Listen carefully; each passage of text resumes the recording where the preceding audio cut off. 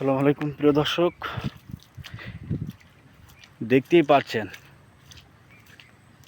বাংলাদেশের অন্যান্য জেলাগুলো বা অন্য কোথাও এই এরকম কাঁচা নাই।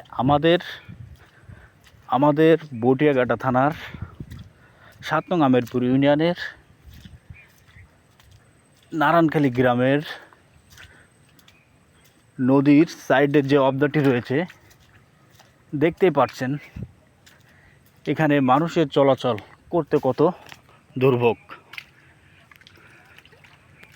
আমি চাই এই সরকারের মাধ্যমে এই রাস্তাটি অন্তত কিছু না হোক জনসাধারণের চলাচল করতে পারে সেই ব্যবস্থা করে দিতে এবং এই রাস্তাটি পাকা করার জন্য।